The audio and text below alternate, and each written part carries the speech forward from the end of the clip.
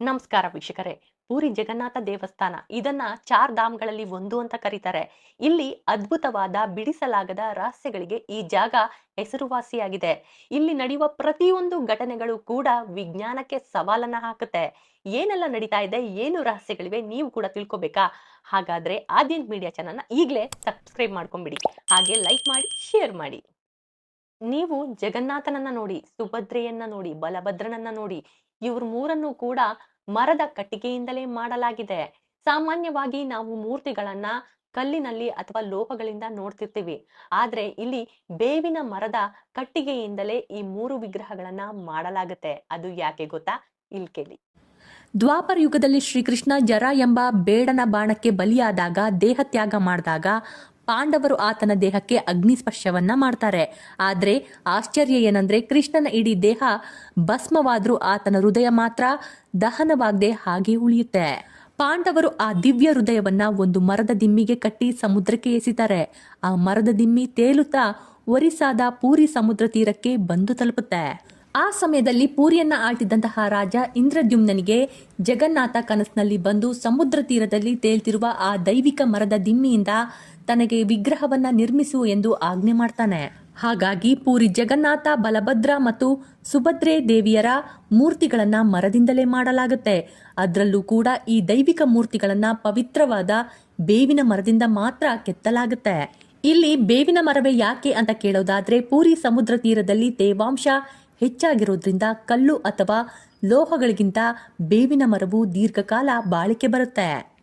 ದೇವಸ್ಥಾನದ ಉನ್ನತ ಶಿಖರದಲ್ಲಿರುವಂತಹ ಸುದರ್ಶನ ಚಕ್ರವನ್ನ ಪೂರಿಯ ಯಾವುದೇ ಭಾಗದಿಂದ ನೋಡಿದ್ರು ಅದು ನಮ್ಮನ್ನೇ ನೋಡ್ತಾ ಇದೆ, ನಮ್ಮ ಕಡೆನೆ ಕಾಣ್ತಾ ಇದೆ ಅಂತ ಅನ್ಸುತ್ತಂತೆ. ಈ ರೀತಿ ಅನ್ಸೋಕೆ ಕಾರಣ ಇಲ್ಲಿ ಕೇಳಿ. ಗೋಪುರದ ಮೇಲಿರುವ ಈ ಸುದರ್ಶನ ಚಕ್ರವನ್ನ ಯಾವುದೇ ಒಂದು ಲೋಹದಿಂದ ಮಾಡಿಲ್ಲ. ಇದನ್ನ ಅಷ್ಟಧಾತು 8 ಪವಿತ್ರ ಲೋಹಗಳ ಮಿಶ್ರಣವನ್ನ ಬಳಸಿ ಮಾಡಲಾಗಿದೆ. ಇದು ಬರೋಬ್ಬರಿ 1000 ಕೆಜಿಗಿಂತ ಹೆಚ್ಚು ತೂಕವಿದೆ.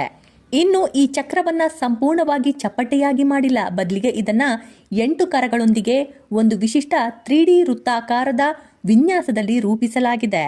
ಚಕ್ರದ ಪ್ರತಿಯೊಂದು ಲೈನ್ಸ್ಗಳನ್ನ ಅದರ ಒಳಗಿನ ವಿನ್ಯಾಸವನ್ನ 4 ದಿಕ್ಕುಗಳಿಗೂ ಸಮನಾಗಿ ಸಿಮೆಟ್ರಿಕ್ ಆರ್ಕ್ ಸ್ವಲ್ಪ ಹೊರಬಾಗಿಸಿ ಕೆತ್ತಲಾಗಿದೆ. ನೀವು ಯಾವುದೇ ಕೋನದಿಂದ ನೋಡಿದ್ರೂ ಈ ಕೋನಕ್ಕೆ ಸಿಗುವ ಚಕ್ರದ ಭಾಗವು ವೀಕ್ಷಕರ ಕಣ್ಣಿಗೆ ಸಂಪೂರ್ಣ ವೃತ್ತಾಕಾರವಾಗಿ ಕಾಣುತ್ತೆ. ಇದನ್ನ ಪೂರ್ತಿ ಫಿಸಿಕ್ಸ್ ನಿಯಮಗಳನ್ನೇ ಬಳಸಿ ಮಾಡಲಾಗಿದೆ ಅಂತ ಹೇಳಬಹುದು.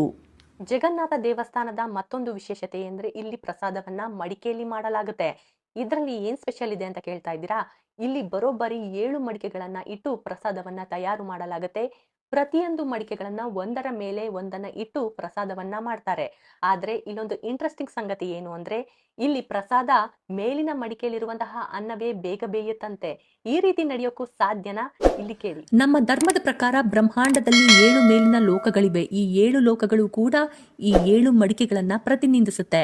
ಇಡೀ ಸೃಷ್ಟಿಗೆ ಜಗನ್ನಾಥನೇ ಒಡೆಯ ಮತ್ತು ಅವನೇ ಎಲ್ಲರಿಗೂ ಅನ್ನ ನೀಡುವವನು ಎಂದು ಇದು ತಿಳಿಸುತ್ತೆ. ಇನ್ನು ಮೇಲಿನ ಮಡಿಕೆಯಲ್ಲಿರುವಂತಹ ಅನ್ನವೇ ಬೇಗ ಬೇಯಲು ಕಾರಣ, ಒಲೆಯಲ್ಲಿ ಉರಿಸುವ ಕಟ್ಟಿಗೆಯ ತೀವ್ರವಾದ ಶಾಖವು ಕೆಳಗಿನ ಮಡಿಕೆಯಲ್ಲಿರುವ ನೀರನ್ನ ತಕ್ಷಣವೇ ಹಬೆಯಾಗಿ ಪರಿವರ್ತನೆ ಮಾಡಿಬಿಡುತ್ತೆ. ಈ ಬಿಸಿ ಹಾವಿ ಮಡಿಕೆಗಳ ಕಿರಿದಾದ ಕಂಠಗಳ ಮೂಲಕ ವೇಗವಾಗಿ ಮೇಲಕ್ಕೆ ಹೋಗುತ್ತೆ. ಎಲ್ಲದಕ್ಕಿಂತ ಮೇಲಿರುವ 7ನೇ ಮಡಿಕೆಯನ್ನ ಸಂಪೂರ್ಣವಾಗಿ ಮುಚ್ಚಿರೋದ್ರಿಂದ ಆ ಬಿಸಿಯಾದ ಹಾವಿ ಅಲ್ಲಿಗೆ ತಲುಪಿ ಸಂಗ್ರಹವಾಗುತ್ತೆ. ಕೆಳಗಿನ ಮಡಿಕೆಗಳಿಗೆ ಹೋಲಿಸಿದ್ರೆ ಮೇಲಿನ ಮಡಿಕೆಯಲ್ಲಿ ಹಾವಿಯ ಒತ್ತಡ ಮತ್ತು ಉಷ್ಣಾಂಶ ಅತ್ಯಂತ ವೇಗವಾಗಿರುತ್ತೆ. ಈ ತೀವ್ರವಾದ ಹಾವಿಯ ಶಾಖದಿಂದಾಗಿ ಎಲ್ಲದಕ್ಕಿಂತ ಮೇಲಿರುವ ಮಡಿಕೆಯ ಅನ್ನ ಮೊದಲು ಬೇಯುತ್ತೆ. ಇದನ್ನೇ ನಾವು ಸ್ಟೀಮ್ ಕುಕಿಂಗ್ ಮೆಥಡ್ ಅಂತ ಕರಿತೀವಿ. ದೇವಸ್ಥಾನದ ಮುಖ್ಯ ದ್ವಾರ, ಸಿಂಹದ್ವಾರದ ಹೊರಗೆ ನಿಂತ್ರೆ ಸಮುದ್ರದ ಶಬ್ದ ಸಿಕ್ಕಾಪಟ್ಟೆ ಜೋರಾಗಿ ಕೇಳುತ್ತೆ. ಆದ್ರೆ ಸಿಂಹದ್ವಾರದ ಒಳಗೆ ಒಂದು ಕಾಲು ಹೆಜ್ಜೆ ಇಟ್ರೆ ಸಾಕು, ಯಾವುದೇ ಶಬ್ದ ಕೇಳಿಸೋದಿಲ್ವಂತೆ. ಈ ರೀತಿ ಆಗೋಕೆ ಏನ್ ಕಾರಣ ಇದೆ ಗೊತ್ತಾ? ಇಲ್ಲಿ ಕೇಳಿ. ಪುರಾಣಗಳ ಪ್ರಕಾರ ಜಗನ್ನಾಥನ ತಂಗಿಯಾದ ಸುಭದ್ರೆ ದೇವಿಗೆ ಸಮುದ್ರದ ನಿರಂತರ ಅಲೆಗಳ ಬೋರ್ಗರೆತ ಶಬ್ದ ಇಷ್ಟ ಆಗ್ತಿರ್ಲಿಲ್ವಂತೆ. ಇದರಿಂದ ಅವಳಿಗೆ ತೊಂದರೆಯಾಗಬಾರ್ದು ಮತ್ತು ದೇವಸ್ಥಾನದ ಪ್ರಶಾಂತತೆಗೆ ಭಂಗ ಬರಬಾರ್ದು ಎಂದು ಕಾರಣಕ್ಕೆ ಜಗನ್ನಾಥ ಸಮುದ್ರ ರಾಜನಿಗೆ ತನ್ನ ದೇವಾಲಯದ ಒಳಗೆ ಶಬ್ದ ಮಾಡದಂತೆ ಆದೇಶ ನೀಡಿದ್ನಂತೆ. ಆದ್ರೆ ಈ ಚಮತ್ಕಾರದ ಹಿಂದೆ ಧ್ವನಿ ವಿಜ್ಞಾನ ಇದೆ. ಸಿಂಹದ್ವಾರವನ್ನ ನಿರ್ಮಿಸಿರುವ ಶೈಲಿ ಮತ್ತು ಅದರ ಗೋಡೆಗಳ ವಿನ್ಯಾಸ ವಿಶಿಷ್ಟ ಕೋನಗಳನ್ನ ಹೊಂದಿದೆ. ಸಮುದ್ರದ ಕಡೆಯಿಂದ ಬರುವ ತೀವ್ರವಾದ ಧ್ವನಿ ತರಂಗಗಳು ಈ ದ್ವಾರದ ಬೃಹತ್ ಗೋಡೆಗಳಿಗೆ ಬಡಿದು ಹೊರಗಡೆ ಪ್ರತಿಫಲಗೊಂಡು ಮರಳಿ ಹೋಗುತ್ತೆ. ಇದರ ಜೊತೆ ದೇವಸ್ಥಾನದ ಪ್ರವೇಶ ದ್ವಾರದ ವಾಸ್ತುಶಿಲ್ಪದಲ್ಲಿ ಬಳಸಿರುವ ಕಲ್ಲುಗಳ ಜೋಡಣೆ ಮತ್ತು ಒಳಗಿರುವ ವಿನ್ಯಾಸವು ಧ್ವನಿಯನ್ನ ಹೀರಿಕೊಳ್ಳುತ್ತೆ.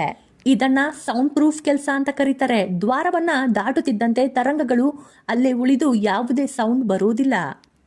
ಇಲ್ಲಿ ಮತ್ತೊಂದು ಇಂಟ್ರೆಸ್ಟಿಂಗ್ ವಿಷಯ ಇದೆ. ಇಲ್ಲಿ ಪ್ರತಿದಿನ ಗೋಪುರದ ಮೇಲಿರುವಂತಹ ಧ್ವಜವನ್ನ ಬದಲಾಯಿಸುವ ಸಾಹಸವನ್ನ ಮಾಡಲಾಗುತ್ತೆ. ಪ್ರತಿದಿನ ಸಂಜೆ ದೇವಸ್ಥಾನದ ಪೂಜಾರಿ ಒಬ್ರು 45 ಮಹಡಿಯ ಎತ್ತರದ ಗೋಪುರವನ್ನ ಹತ್ತಿ ಯಾವುದೇ ಸುರಕ್ಷತಾ ಸಾಧನಗಳನ್ನ ಬಳಸದೆ ಆ ಗೋಪುರವನ್ನ ಹತ್ತುತ್ತಾರಂತೆ. ಹತ್ತಿ ಅಲ್ಲಿ ಹೊಸ ಧ್ವಜವನ್ನ ನೆಡ್ತಾರಂತೆ. ಇದನ್ನ ಒಂದು ದಿನ ತಪ್ಪಿಸಿದ್ರು ಕೂಡ ದೇವಸ್ಥಾನದ ಬಾಗಿಲನ್ನ 18 ವರ್ಷಗಳ ಕಾಲ ಮುಚ್ಚಬೇಕಾಗತ್ತಂತೆ. ಈ ರೀತಿಯ ರೂಲ್ ಯಾಕಿದೆ ಇಲ್ಲಿ ಕೇಳಿ. ಪೂರಿ ಜಗನ್ನಾಥನ ಪರಮ ಭಕ್ತನಾಗಿದ್ದಂತಹ ರಾಜ ಚೋಡಗಂಗಾ ದೇವನು ಭಗವಂತನಿಗೆ ಒಂದು ಮಾತು ಕೊಟ್ಟಿದ್ದಂತೆ. ತನ್ನ ರಾಜ್ಯದ ಮತ್ತು ಜಗತ್ತಿನ ಕಲ್ಯಾಣಕ್ಕಾಗಿ ದೇವರ ಮೇಲಿರುವ ಗೌರವಕ್ಕಾಗಿ ಪ್ರತಿದಿನ ಗೋಪುರದ ಧ್ವಜವನ್ನ ಕಡ್ಡಾಯವಾಗಿ ಬದಲಾಯಿಸ್ತೇನೆ ಎಂದು ಸಂಕಲ್ಪ ಮಾಡಿದ್ನಂತೆ. ಅಂದಿನಿಂದ ಇಂದಿನವರೆಗೂ ಈ ಆಚರಣೆ ನಿರಂತರವಾಗಿ ನಡೆದುಕೊಂಡು ಬರ್ತಾ ಇದೆ. ಪೂರಿ ಜಗನ್ನಾಥ ದೇವಸ್ಥಾನದ ಗೋಪುರದ ಮೇಲೆ ಇವತ್ತಿನವರೆಗೂ ಯಾವುದೇ ಹಕ್ಕಿಗಳು ಕೂತಿಲ್ವಂತೆ. ದೇವಸ್ಥಾನದ ಮೇಲೆ ಯಾವ ಹಕ್ಕಿಗಳು ಹಾರಾಡಿಲ್ವಂತೆ. ಮತ್ತೊಂದು ಇಂಟ್ರೆಸ್ಟಿಂಗ್ ಸಂಗತಿ ಅಂದ್ರೆ ಯಾವುದೇ ವಿಮಾನಗಳು ಕೂಡ ಈ ದೇವಸ್ಥಾನದ ಗೋಪುರದ ಮೇಲೆ ಹಾದು ಹೋಗೋ ಹಾಗಿಲ್ಲ. ಈ ರೀತಿ ಮಾಡೋಕೆ ಏನ್ ಕಾರಣ ಇಲ್ಲಿ ಕೇಳಿ. ದೇವಸ್ಥಾನದ ಮುಖ್ಯ ಗೋಪುರದ ಮೇಲೆ 1 ಟನ್ಗಿಂತಲೂ ಹೆಚ್ಚು ತೂಕದ ಬೃಹತ್ ಸುದರ್ಶನ ಚಕ್ರ ಇದೆ. ಇದರ ಜೊತೆಗೆ ಪ್ರತಿದಿನ ಬದಲಾಯಿಸುವ ದೈತ್ಯಾಕಾರದ ಧ್ವಜವು ನಿರಂತರವಾಗಿ ಗಾಳಿಯಲ್ಲಿ ಹಾರಾಡ್ತಾನೆ ಇರುತ್ತೆ. ಈ ಧ್ವಜದ ನಿರಂತರ ಚಲನೆ ಮತ್ತು ಶಬ್ದದಿಂದಾಗಿ ಪಕ್ಷಿಗಳು ಅಲ್ಲಿಗೆ ಬರಲು ಹೆದರ್ತವೆ. ಪೂರಿ ನಗರ ಸಮುದ್ರ ತೀರದಲ್ಲಿದೆ. ದೇವಾಲಯದ ಗೋಪುರವು 214 ಅಡಿಗಳಷ್ಟು ಎತ್ತರವಾಗಿರೋದ್ರಿಂದ ಈ ಎತ್ತರದಲ್ಲಿ ಸಮುದ್ರದ ಕಡೆಯಿಂದ ಬರುವ ಗಾಳಿಯ ವೇಗ ಮತ್ತು ಒತ್ತಡ ಅತ್ಯಂತ ತೀವ್ರವಾಗಿರುತ್ತೆ. ಈ ತೀವ್ರ ಗಾಳಿಯಲ್ಲಿ ಪಕ್ಷಿಗಳಿಗೆ ತಮ್ಮ ರೆಕ್ಕೆಗಳನ್ನ ನಿಯಂತ್ರಿಸಲು, ಸಮತೋಲನವನ್ನ ಕಾಯ್ದುಕೊಳ್ಳಲು, ಹಾರಲು ಅಥವಾ ಕುಳಿತುಕೊಳ್ಳಲು ಸಾಧ್ಯನೇ ಇಲ್ಲ. ಇನ್ನು ವಿಮಾನದ ವಿಷಯಕ್ಕೆ ಬಂದ್ರೆ ಭಾರತ ಸರ್ಕಾರವು ಪೂರಿ ಜಗನ್ನಾಥ ದೇವಾಲಯದ ವಾಯು ಪ್ರದೇಶವನ್ನ ಅಧಿಕೃತವಾಗಿ ನೋ ಫ್ಲೈ ಝೋನ್ ಎಂದು ಘೋಷಣೆ ಮಾಡಿದೆ. ಸಾಮಾನ್ಯವಾಗಿ ಹಗಲಿನಲ್ಲಿ ಸಮುದ್ರದಿಂದ ಗಾಳಿ ಬೀಸುತ್ತೆ. ರಾತ್ರಿ ಹೊತ್ತು ಭೂಮಿ ಕಡೆಯಿಂದ ಸಮುದ್ರಕ್ಕೆ ಗಾಳಿ ಬೀಸುತ್ತೆ. ಆದ್ರೆ ಪೂರಿಯಲ್ಲಿ ಮಾತ್ರ ಎಲ್ಲವೂ ಉಲ್ಟಾ ಆಗಿದೆ. ಈ ರೀತಿ ಆಗೋಕೆ ಏನ್ ಕಾರಣ ಗೊತ್ತಾ? ಇಲ್ಲಿ ಕೇಳಿ. ಪೂರಿ ನಗರವು ಬಂಗಾಳ ಕೊಲ್ಲಿಯ ತೀರದಲ್ಲಿದೆ. ಭಾರತದ ಪಶ್ಚಿಮ ಕರಾವಳಿಗೆ ಅಂದ್ರೆ ಅರೇಬಿಯನ್ ಸಮುದ್ರಕ್ಕೆ ಹೋಲಿಸಿದ್ರೆ ಪೂರ್ವ ಕರಾವಳಿಯಾದ ಬಂಗಾಳ ಕೊಲ್ಲಿಯಲ್ಲಿ ಗಾಳಿಯ ಒತ್ತಡದ ವ್ಯವಸ್ಥೆ ಮತ್ತು ಚಂಡಮಾರುತದ ಸುಳಿಗಳು ನಿರಂತರವಾಗಿ ಬದಲಾಗ್ತಾ ಇರುತ್ತೆ. ಇಲ್ಲಿನ ಸ್ಥಳೀಯ ವಾತಾವರಣದ ಒತ್ತಡ ಮತ್ತು ಸಮುದ್ರದ ಆಳವಾದ ವ್ಯತ್ಯಾಸದಿಂದಾಗಿ ಗಾಳಿಯ ದಿಕ್ಕು ದಿನದಿಂದ ದಿನಕ್ಕೆ ಸಾಮಾನ್ಯ ಸಮಯಗಳಿಗಿಂತ ವಿಭಿನ್ನವಾಗಿ ವರ್ತನೆ ಮಾಡುತ್ತೆ. ನೀವೆಲ್ಲ ಕೇಳಿರ್ತೀರಾ, ಜಗನ್ನಾಥನ ದೇವಸ್ಥಾನದ ಗೋಪುರದ ಮೇಲಿರುವಂತಹ ಧ್ವಜ ಯಾವಾಗ್ಲೂ ಗಾಳಿಯ ವಿರೋಧ ದಿಕ್ಕಲ್ಲೇ ಹಾರಾಡ್ತಾ ಇರುತ್ತೆ ಅಂತ.